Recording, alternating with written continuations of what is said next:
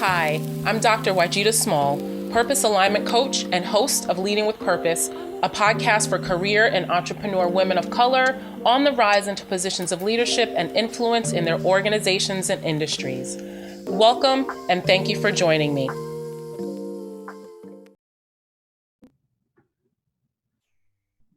Okay. Well, hello, and welcome back to the Leading with Purpose podcast. On this episode, we will be talking about self-advocacy, and this is an extra special episode because today we have an extra special guest, Mrs. Nicole Vick. Hi, Nicole, and welcome, and thank you for joining me. I'm so happy to be here. I'm so happy to have you here. So I want to tell you all a little about Nicole before we get started. So Nicole is a public health professional, educator, and civic leader who has spent the last 15 years providing tools and strategies to stakeholders, community-based organizations, students, and residents to improve health and prevent disease in some of Los Angeles County's most underserved communities. Her commitment to community has led to a number of prestigious appointments. She serves on the boards of 3 public health and social service organizations for 2 years, and for 2 years chaired the newest commission for the city of Los Angeles. Nicole earned both her bachelor's degree in public policy and management and master's of public health degrees from the University of Southern California, a university she spent her childhood years living less than 5 minutes away from, yet felt beyond reach of a young girl from South Central LA.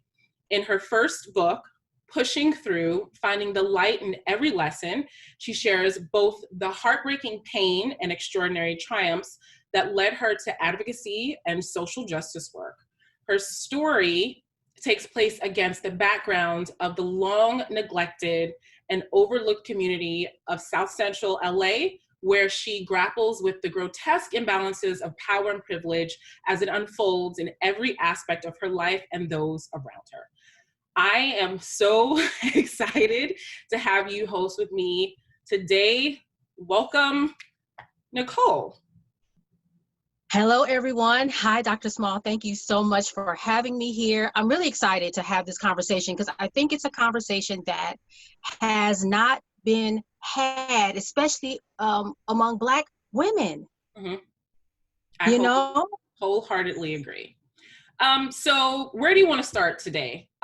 Because self-advocacy is a very large topic with an importance that's even greater. And you know, self-advocacy is something that for many of us Black women, as you mentioned, it's challenging. Very. So, what do we do? Very. That's the like $10 million question. What do we do? You know, I think one of the things that I see a lot is we as Black women have this interesting responsibility to bear a lot of burden in the workplace, right? So there's the microaggressions that we experience at work. We have to code switch a lot, right? We have to kind of step outside of ourselves at work. And then the last thing I think all of us have experienced recently is there's a whole host of things happening outside of the workplace that impact Black people. And then when you get into the workspace, like nobody's talking about it, and you're kind of sitting, you know, in your workspace, like, why is nobody talking about this? And I think that can be very stressful to kind of manage all of that and still do your day job. And one of the main catalysts for me writing my book was an experience that I had at work, sitting in a training about racial equity. So I work in public health. And so we talk about populations, we talk about things like racism a lot. And I'm sitting in this training with about 100 other people, and all of a sudden this slide pops up on the screen and it says something like, Blacks fare worse in every single system in society. And it talks about the disparities in our representation in the criminal justice system, and how we have so many homeless people that are Black. And I saw this yesterday driving down the street. All the homeless people that I saw were Black men. And I'm like, wow. Sitting in that meeting really kind of being forced to deal with the very two different sides of me, my professional public health side that, yes, understands that at an academic level, but then that very personal side, that the side of me that is a Black woman that lives in South Central LA and feels like you're talking about me. You're not talking, this is not abstract for me. This is Yeah. reality. Yeah, so it's a weird duality, right? So I want you to tell us a bit more. So you kind of went through this experience, you know, they were saying all of these things about Black people. There were a couple of things that you mentioned that kind of clicked for you. So they clicked, and then what happened? They clicked, and then I really, like I said, immediately felt like I need to tell my story. Well, the first thing I did was what most of us do. We go back to our desk and we send that email to our friends and colleagues that we know, like, girl, did Yeah. you hear what happened? Were you in that training? That's the first thing I did. Yes. And so I do have the benefit of having some colleagues at work that I respect and trust, that understand the struggle, understand our experience. And so that email went out right away. And one of my good colleagues responded really and said something that really stuck with me. And she said, the problem is when they see numbers, when they see the stats and the data, we see faces. And I was like, what in the Yes. world? That was the most poignant thing that I have ever heard somebody say about that. Yes. And again, that was the catalyst for getting my book written, because I wanted to talk about my life experience layered over some of the public health concepts that I see every day at work. It was amazing. So let's talk about that. Let's talk about some of your life experiences and where you saw the overlap and how you became, well, an advocate for yourself and then following an advocate for the rest of us.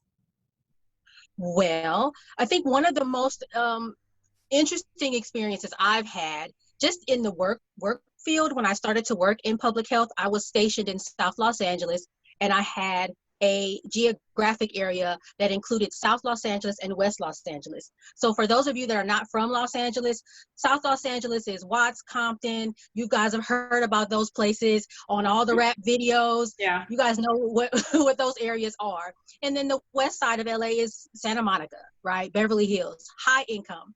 And so I started to drive through these communities, and I'm like, how come my neighborhood has 1 million liquor stores, but when you hit Malibu, you don't see that. You don't see all of those types of things. You see all these grocery stores, you see all these wonderful parks and things. And that disparity really started to make me wonder, why are these things happening? Are these things accidental? Are they on purpose? Mm-hmm. That's one experience. Other things that have happened in my life, I was a teen mom. So when we talk about, in my field of work, things like African American infant and maternal mortality or teen pregnancy, again, those are not just data, numbers, statistics. You're talking to someone that experienced a situation where I had a daughter at 18 who was born 8 weeks early and weighed 3 pounds, 11 ounces. She could very well have been a statistic, an infant mortality statistic. She's 23 now, she's fine, but we could have been having a very different conversation. Yeah. So I think there's two sides to it. My life experience is a public health story played out in real time. Mm-hmm. And I think because of that, that is what drew me to work in public health, right? It's sort of this weird dynamic. So I want to shift a little, and we talked about your experience during this training in the workplace. So I want to shift a little into the workplace and this concept of advocacy, and specifically self-advocacy for us as Black women. I want to first ask, in your opinion, why do you think that's a challenge for us?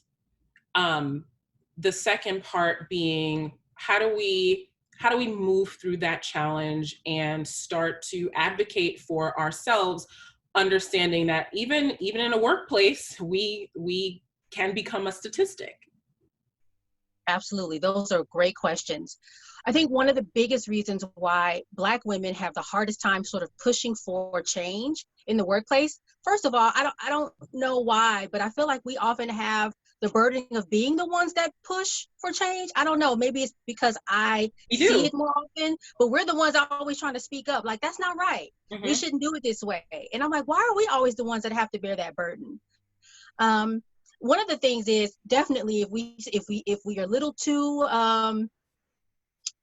bubbly or forward, I will say that's the better Uh-huh. word, forward with our opinions, we're automatically the angry Black woman. Oh, calm down, calm down. I'm not upset. I'm just trying to tell you. Exactly. Exactly. I'm And not upset. I want to go back to what you said about us being the ones that are the ones that mostly speak up. And so my role is in human resources. And when I think about everything that's happening kind of now, and even before, what I realized, the employees that said we need to change before all of these organizations started saying we need to change, or everyone had this epiphany that Black people aren't treated well in the workplace. It was the Black women that came to me and said, this is what we need. And one particular, I want to say, when I first began at the organization that I'm with now, a Black woman came to me and said, we need something like a Black student union here. And I'm like, okay, well, what do you mean? And, she explained it to me, and it was just kind of like, okay. And literally weeks later, a completely different Black woman was like, we really need to have a space for us to be able to just communicate with each other, share our experiences, in the workplace. And I'm happy that they felt comfortable coming to me, but it's like they felt comfortable coming to me because I'm a Black woman. And Yep. they knew or expected to some extent that I would understand. And me in my role, but also having had experiences, realize this is something we need. So I spoke up about it. I said, several employees have come to me. I firmly believe this is something that we need to happen. And, I kind of got, well, the why, and then, well, I'm not sure this is the right time. And it's kind of like, how is now not the right time for you to care about your employees' well-being? There's clearly a need, and I'm very much a numbers person. So when I went, I came with all of the statistics. Yep. I came with all of the data to support it, and it didn't happen. And recently, again, being the advocate, I came with it again, and again, because of these epiphanies that people are now having, it was kind of like, you're absolutely right. I was right the first time that I came to you with it. But just that resonated with me, because anytime that anyone has come to me to really express the desire for a change, regardless of whether it personally impacted that individual, it literally was the Black women. And to be quite honest, there's but like none of us there in the workplace in the first place. The numbers are so small, and we tend to take on that burden. And these particular women advocated for it because they saw the challenges of other people, not themselves. So taking it back to the self-advocacy, they weren't advocating for themselves. They were advocating for other people that they felt that they needed. And to be quite honest, I did the same thing. I advocated for other people versus advocating for myself, to say, well, you know what, these have actually been my experiences, as well. And here's why I think I need something like this. Why do we, in your opinion, why do we do that? I think it's a way that we are socialized. We are socialized as Black women to care about everyone else, to really be concerned about what other people are doing, and making sure that they're okay. I don't know if that's just something it comes out at the womb, at birth, we're born with, but I really feel like we just sort of have that. And because we have that in the workplace, we are looking and caring and making sure and want everyone to have the resources they need. And it's funny that you're talking about in your workplace that women came up to you asking for that. We also got that same ask. There was some conversation around we should have a group, and we ended up just kind of doing it on our own. We found an ally in one of the offices. Actually, she was one of my former supervisors, and we started to have these small little lunchtime sessions where we would just invite people to come and talk. But the problem, you know, and I'm sure maybe this comes up for you in your particular example, the funding, like, well, we need to pay for the food, or we want to make sure that the food is paid for so people don't have to worry about that kind of thing. And how do we carve out time? So yeah, it's a really interesting thing. But to answer your question, I think we just have in our bodies, in our genes, this want to make sure that everyone else is okay. And that's why we often are the ones that speak up first. And then I think there's also that layer of, I'm not afraid. I'm just going to have to, I'm gonna have to put this out here and say what I think is right, and let the chips fall where they're may. So there's that Black girl magic too. Like, I'm just going to say it. Yeah. And we're going to get this conversation started. Yeah. I think that we've become, I'll say, less afraid out of a necessity. And, you know, it's interesting that you said, you know, where does this come from? Does it, you know, or does it come straight out of the womb? And that we are socialized to do this. And in another episode, I talk about kind of like the superwoman schema, right? And how we are literally, just to your point, socialized to just take on everybody's burden. And I wholeheartedly agree. I think we are magical people, magical beings. We can handle so much more, one, than we think we can, and more than most people. But the question is whether or not we should. Yes. And that's the internal battle, because I also think that we're inherent nurturers. So it's just kind of instinctive. And even if you think of just kind of, again, cultural and ancestral, and, you know, where we come from, it being matriarchal, that's just kind of inherent, that, you know, it's just natural for us to take care of others as leaders in our, you know, communities. But I guess, do we take it too far? Because at the end of the day, we become so busy taking care of other people and advocating for other people, we neglect ourselves. And that neglect has some very severe implications on our health.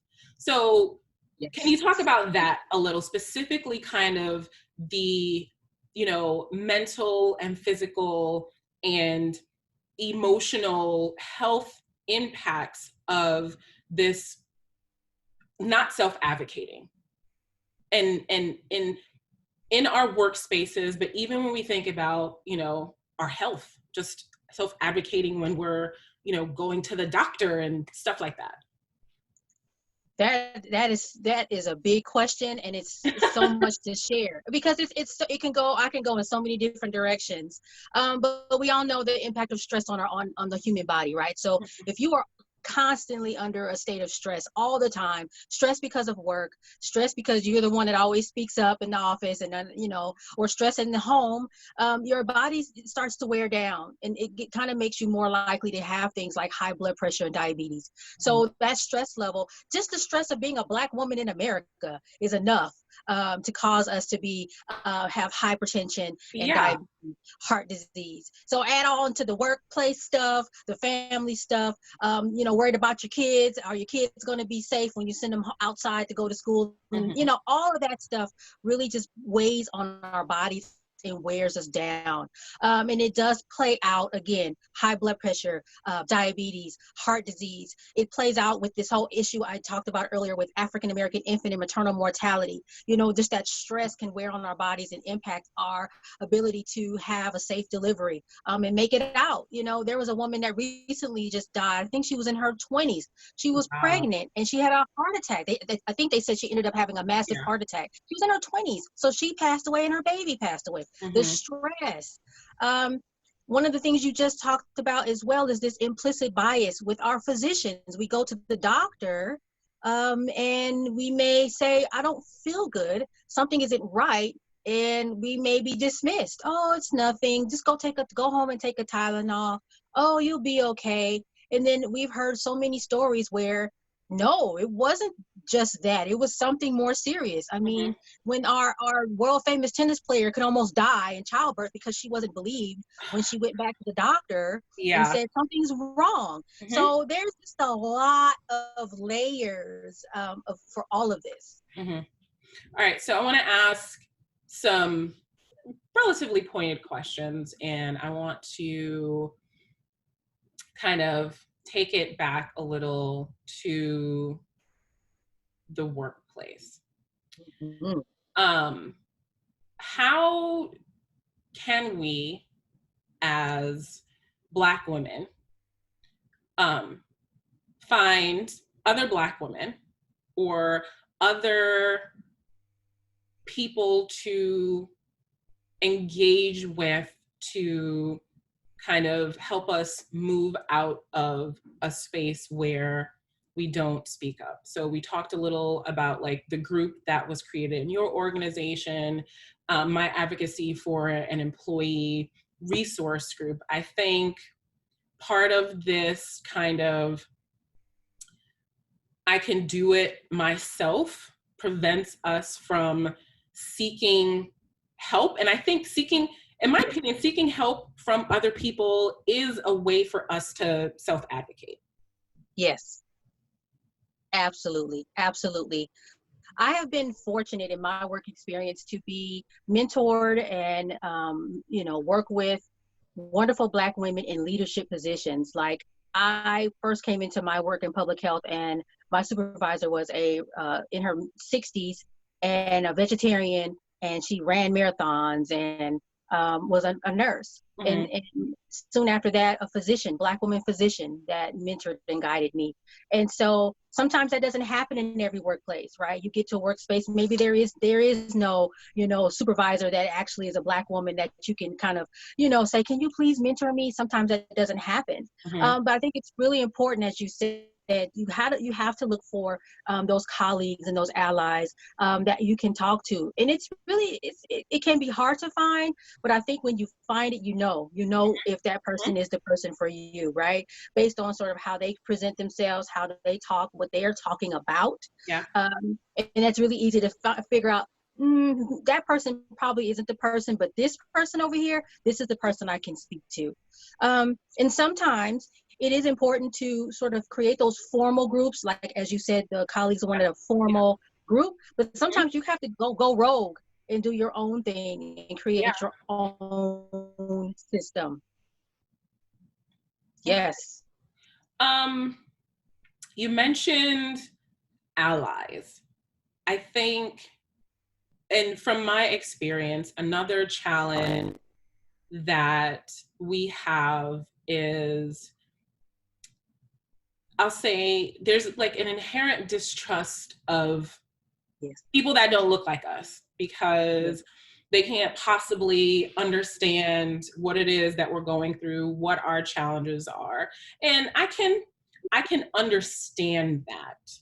But part of self-advocacy is identifying and knowing what resources are available to you.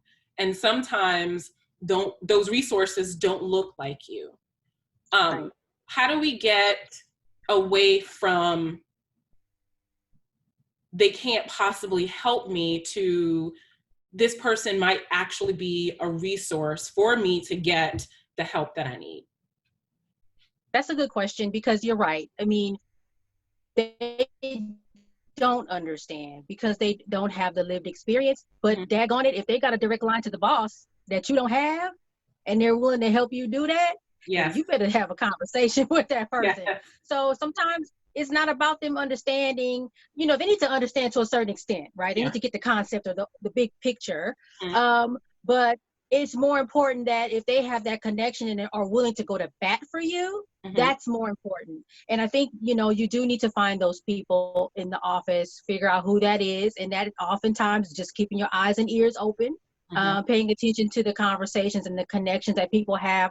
Sometimes not the formal connections and relationships, but the informal ones. Who's going to lunch with who, right? And just, you know, sit back and watch, pay attention. And if you can tell that that person has some leverage, then that's who you talk to. And again, they don't have to have your lived experience. They need to understand it to a certain extent and respect it. But if they're willing to say, well, you know what, I'll talk to her about it, sometimes that's all you need to get something going, to get a seed planted. Okay. So I want to, as I think about this a little more, and I think part of our challenge is how we believe people perceive us, right? And a few episodes ago, I focused on the realities of perception and the impact that it has on us. In particular, the false perceptions of us as Black women. And you mentioned one, you know, when we're the ones that speak up, or, you know, we are passionate about something in particular, you know, we're seen a specific way. What are your thoughts on how false perceptions impact self-advocacy? Plain and simple, they keep people from speaking up. If I already know that if I say something, they're going to be like, here come Nicole, the loud, angry Black woman. I'm probably not going to say anything, or I'm going to just make these really, you know, hesitate. And I have done that before, because I'm like, I'm always the one that speaks up. Maybe this time I won't say anything. Or if you get that slap on the wrist enough times, oh, you're being too aggressive, or you're being hostile, you're being, you know, a little too excited about this or passionate. You know, it does kind of keep people from speaking up. And oftentimes what ends up happening, this is what ends up happening. You make the new person do it. So you tell the new person that just started like 2 weeks ago, you speak up, because we've always been the one, and we're known as the speaker upper. Like, let the new person put themselves out there. And so just kind of an experience that I had. So I'm in human resources. In my role, I speak for both the organization and I speak for the employee. At the same time, I have to be a very practical person, because I am literally dealing with people's livelihoods, right? And liability that can impact people's livelihoods. And just me in general, I take my job very seriously, because I think I have a very important job. But I found myself as the person that speaks up about things that folks shouldn't be doing, because it's probably going to get us in some kind of trouble, or things that people, you know, should be doing so that we can, you know, as an organization, as individuals, as teams, perform at a higher level to bring the organization to a different space. And I talked about this, I think, in a previous episode, this idea of not being a nice person. So not so much so angry, but not nice, if you will. And I think in the context in which this has been said, it's folks want me to be agreeable. Yes. Right? That's what nice means. Be agreeable. So it's challenging, and you talked about kind of like being the person that speaks up. So after a while, you're just kind of like, perhaps you should say these things, because, you know, you're new, so maybe it'll be more palatable. And I had a conversation with someone about this whole concept of being nice, and that meant being agreeable. And in most situations, I have to be the practical person. And when you want to just go off gallivanting, doing whatever you want to do, spend whatever you want to spend, you don't want someone telling you you can't do it. You also don't want a Black woman telling you that you can't, that you can't do it. So there's that kind of, there's that piece of it that it's not palatable because of who's speaking.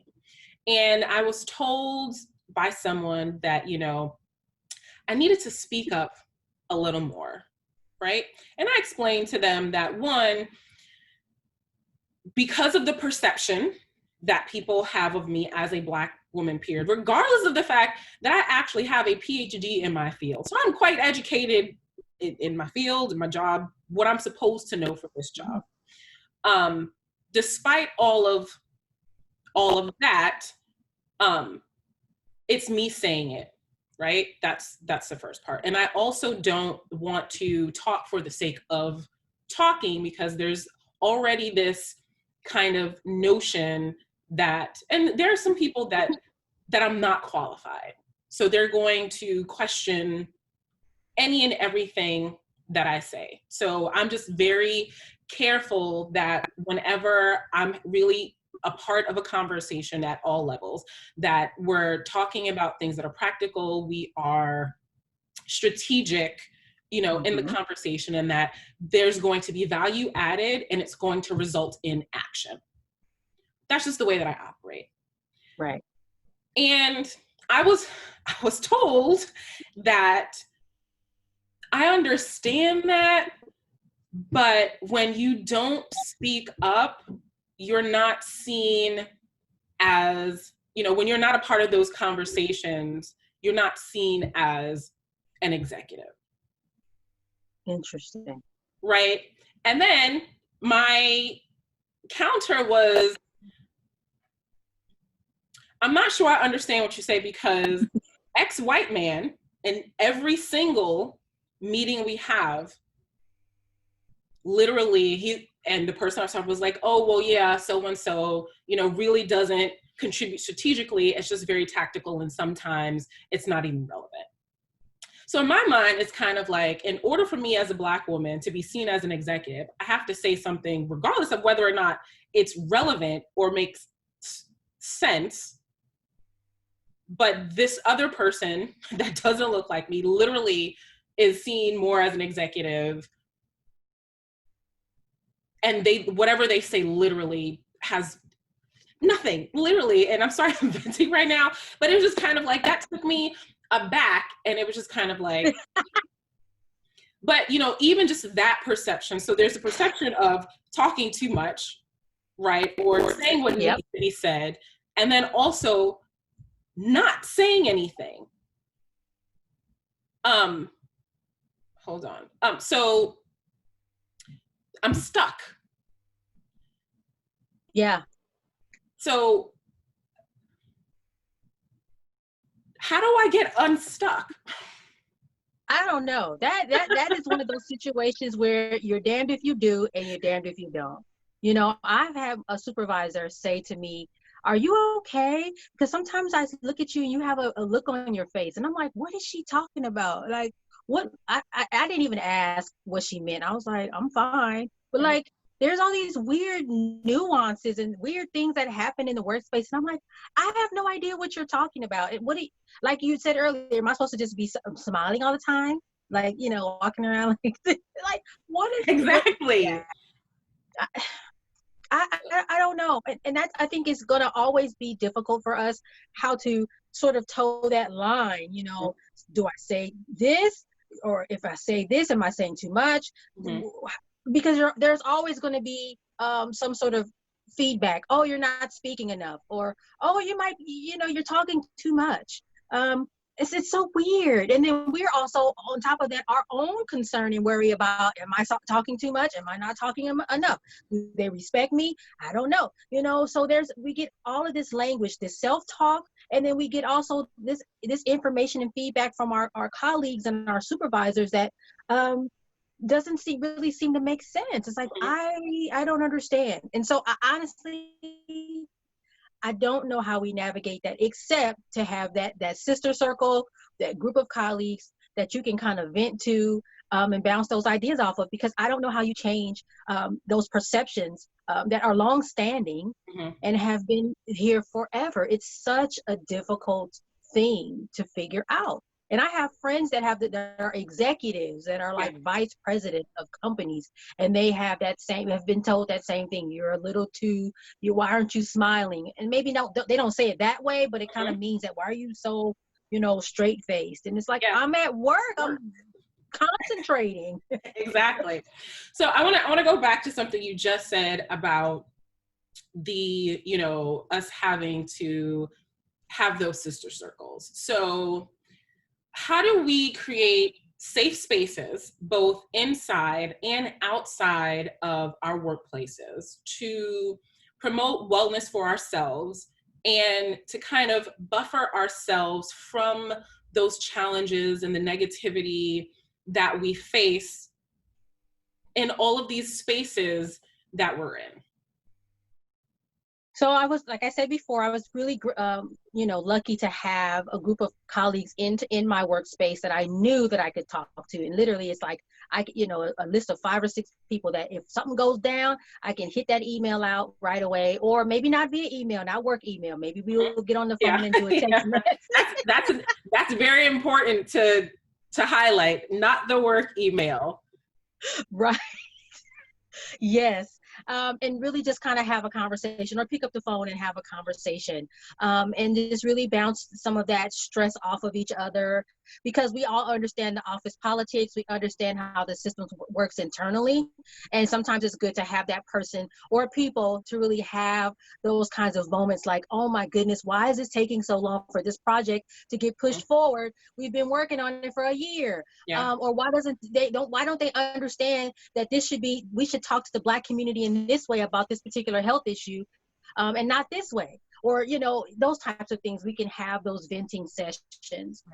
I think the external sister circle is also really important. They don't need to know the office politics, but oftentimes they can understand because they're going through the same thing in their work experience. And I've been blessed. I have 5 women.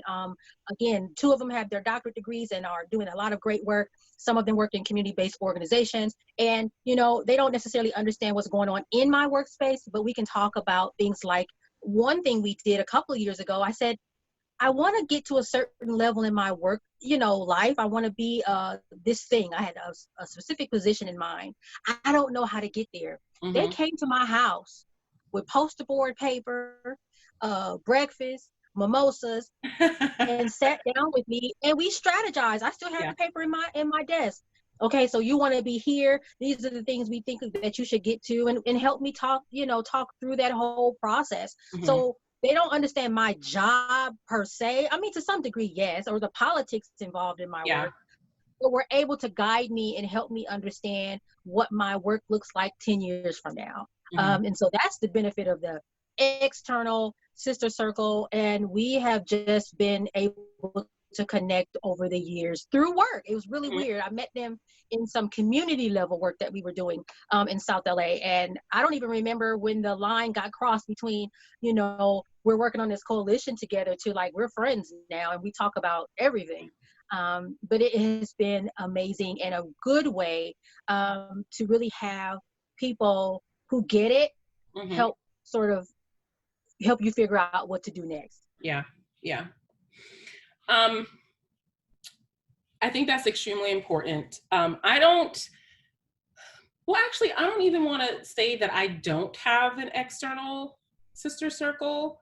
I have a really great group of friends that are very supportive, and they're actually even though the numbers are small within my organization,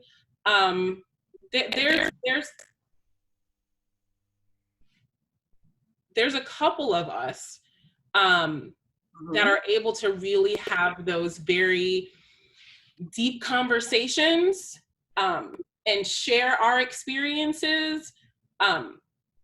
And I think that has been one of the things that has kept me sane. um, most days is being able to have someone to just be like, girl, you will not believe what just happened. So no, thank you for that. And so I want to segue into, and we talked about this a little bit, how we advocate for each other, right? So, but more so, once we've gotten to a place where we can speak up for ourselves, I think it's important for us to kind of help others along the way. The idea of, you know, reaching back as you climb. And I talk about this a bit in my book, The Concept of Being Your Sister's Keeper.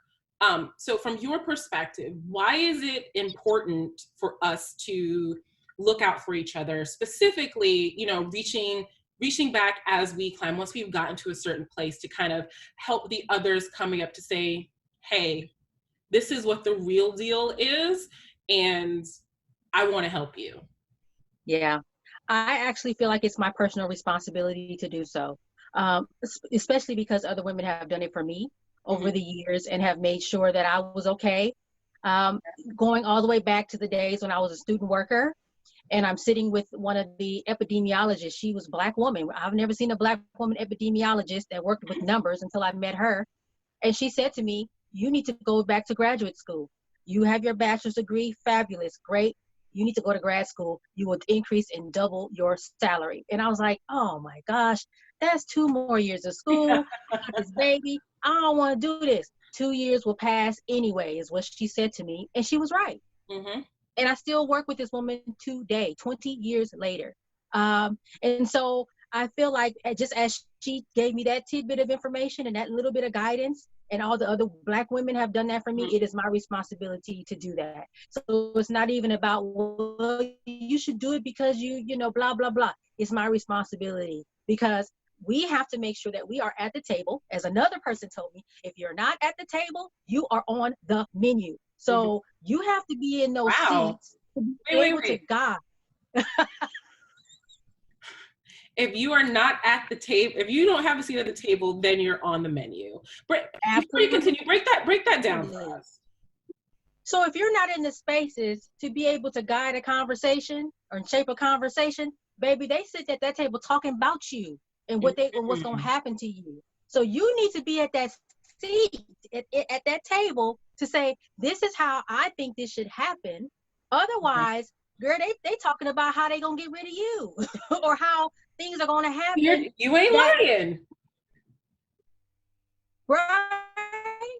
So if you are not at the table, you are on the menu. Make sure you're not on that menu, and make sure you're sitting at that table and saying, no, this is what needs to happen. And it could be specific to the Black experience at work. It could be relative. In my case, I work in public health. It could be how we should be talking to the Black community about a specific health issue. That's not how we talk. No. We need to talk about it this way because I'm Black. So, and I live in that community. So I'm going to tell you that this is how this should happen, not the other way around. Or questions about funding. Who gets money?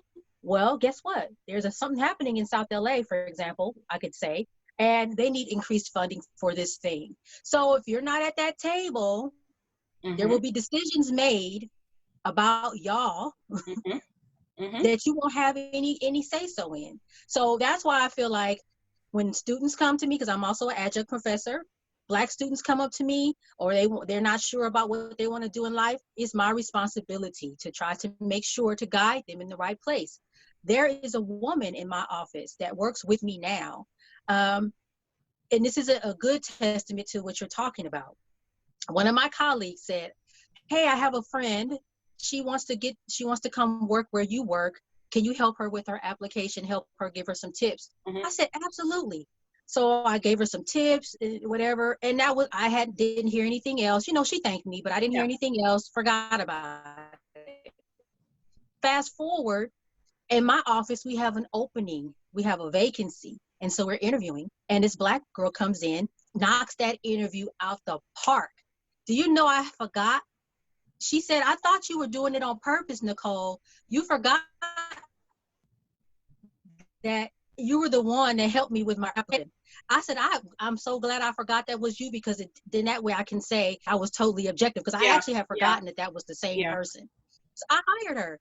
She got hired, worked there for years. I had moved on, promoted. I got to a place where I could hire, and I called her. I said, you want to come and work with me? She was like, she came over and she's working with me now. And I'm like, how can we now get you promoted? Mm-hmm. So it's my responsibility. I can't just be like, girl, well, you'll figure it out. No, I can't do that to you. I can't. I'm going to try to help you navigate, because I done been through it. I'm going to try to help you out. So I just feel like we all should feel like that is our responsibility. We shouldn't feel like, well, girl, she'll figure it out. No, grab that woman by her hand, take her to lunch, and have a real conversation about the real office politics. Don't let that woman sit there and flounder by herself in that office. Don't do it. That happens all too often. And I wholeheartedly agree. And I think it's important, more so because once we get there, we then become that example, because there aren't very many of us to be examples. And in knowing what you didn't have and the impact that it had on you, it should be your responsibility to make sure that someone else doesn't go through what you went through. And it's not necessarily about making it easier, but really showing that it is possible, because you were able to do it, because there are far few examples. So when you become the example, I think it's the right thing to be the right example, because we know, and if we suffered, why would we want anyone else to suffer? Right. And I think that has to be a shift for us, and that goes into my next and almost final question. So we're not a space where we can advocate for ourselves. We can advocate for our sisters, all great things.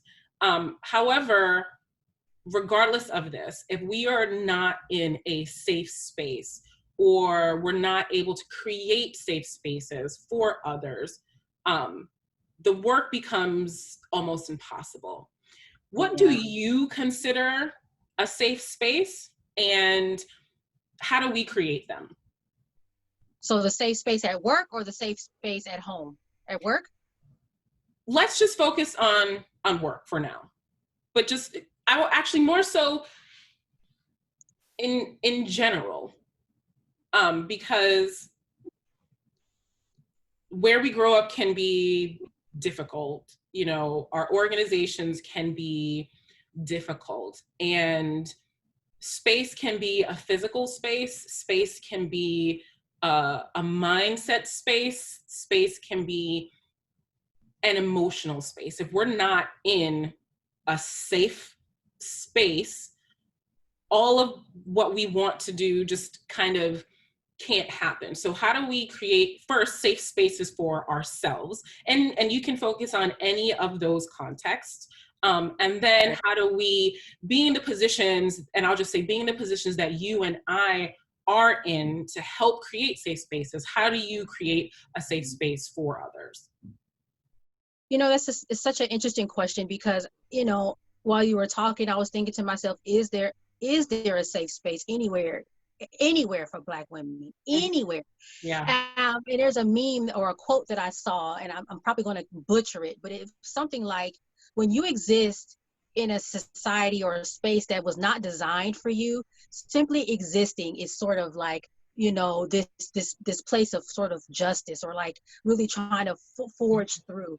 And so there's been so many in my life, so many places that I have existed in that were not built and designed for me, right?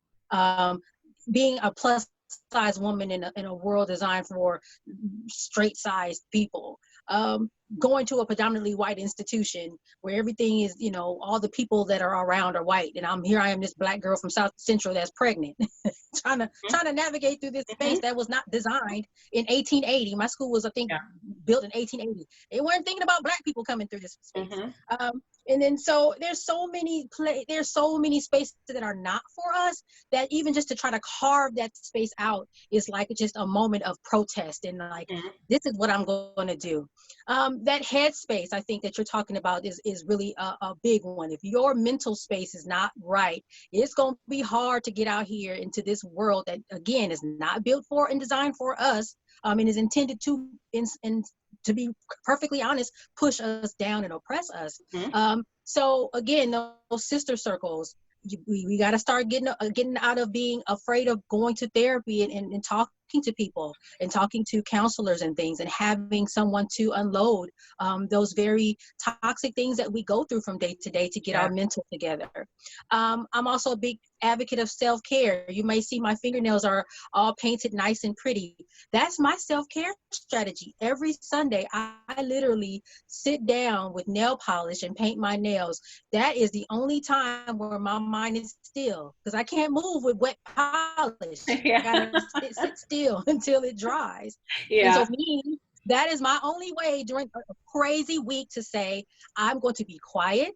I'm going to be creative. I'm going to exercise that side of my brain, turn on some music, light some incense, and just be, you know, still in one space and time. So I think finding that self-care strategy that works for you, yoga, running, walking, whatever cooking, can be very helpful in creating a safe space, at least in that mental head space. That is really, really very important. Other than that, I think also one of the things that I talk a lot about, even in my book, is about creating a community. We often think our communities are already designed for us, well, our neighborhood, our streets, but we can create our own communities within, you know, sort of our own little corner of the world, right?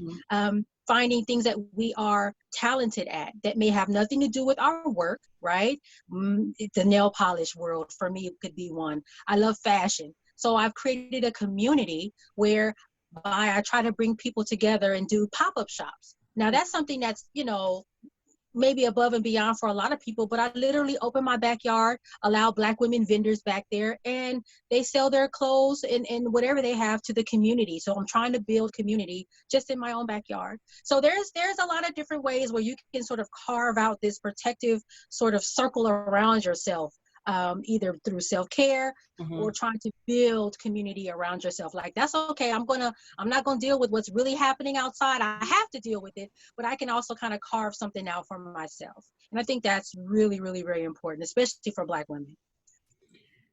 You spoke a lot of truth.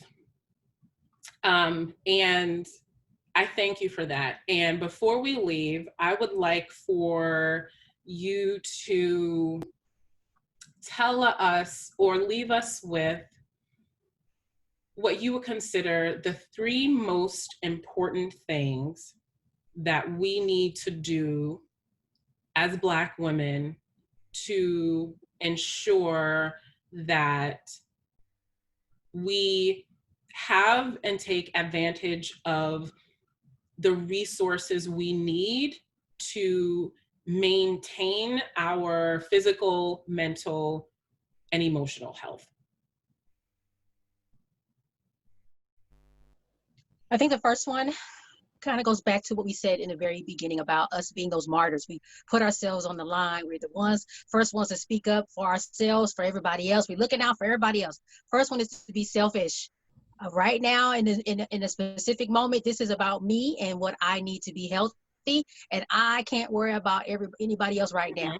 And I think we need to have that attitude sometimes, and it's fine. Like, I can't help nobody else if I'm laid out in a hospital or, you know, otherwise compromised. So I think that first tip is to be selfish, because we have been so used to being so giving, so, you know, putting ourselves out there. And I think it's okay. We need to be okay with being selfish. I think the second thing is, again, as I said a minute ago, we got to be okay with seeking other ways of taking care of our mental health. So I know for a long time, mental health has been taboo. taboo. And it probably still is to some degree. Mm-hmm. There are lots of counselors, social workers that are Black women that will gladly sit and talk to you on a sliding scale. It's getting much more accessible now to talk to someone about what you need. Some workspaces have their employee assistance program that offer those services as well. So I think we got to get really serious about our mental well-being. And then the third one, your nails every Sunday, fine.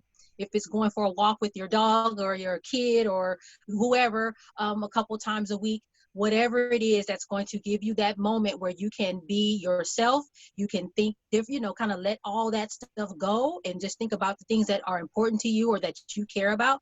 You got to do that as well. And I think those are the three most important things. Well, thank you so very much, Nicole. I loved our conversation. I think you dropped so many gems. Lots of things that I think I need to think about as well, because, even just kind of talking about what needs to be done, I realize there's a lot of things that I am not doing. And, we always do better at giving. We're the worst at following our own advice. So there's definitely, I think, some self-reflection that I need to do. I hope our listeners will do some self-reflection and kind of see where they are, see where they need to go, understand the importance of self-advocacy and taking care of ourselves. And part of advocating for ourselves is making sure that we can recognize when we're not healthy and then doing the right things to get us to where we need to be. So before we close, if you can tell our listeners where to find you, where to find your book, how to stay connected. Yes. So my book is called Pushing Through, Finding the Light in Every Lesson, and it's available on Amazon. The Kindle version is available right now, and the Kindle version did go #1 on Amazon in the healthcare delivery genre. And the paperback will be released on September 14th, but the pre-sale for the paperback is already up now. You can find me on Instagram at Nicole D. Vick. So that's first name, middle initial, last name. And I'm also on LinkedIn. Who knew? I guess I had all this time been lagging behind on the benefit of LinkedIn. LinkedIn is amazing. It really is. It really is. I'm on LinkedIn, also Nicole D. Vick. Awesome. Thank you so very much, Nicole, for joining us. All of the information will be linked in the show notes so that I make sure people have all of the links, where to find you so that they can stay connected. And just so everyone knows, Nicole will be back for a future episode, and I am very much looking forward to that conversation as well. So I'm going to say thank you so very much, Nicole. This was awesome. I'm looking forward to our next conversation, and just thank you for everything that you do for us, for your community, for Black women. Again, it's very important for us to reach back as we climb, and when we are in positions to create change, that we take that very seriously and do everything that we need to do. Absolutely. Thank you so much for having me, Dr. Small. I had such a good time. This was a good conversation. I mean, and if anyone doesn't remember anything else, remember, if you're not at the table, you're on the menu. The menu, yes. Thank you, Nicole. Thank you. Thank you so much for spending some time with me today. It has been great sharing this space with you. I hope that you have taken what you've needed so you can share what you've learned, and that you are on your way to living, being, and working in and on purpose.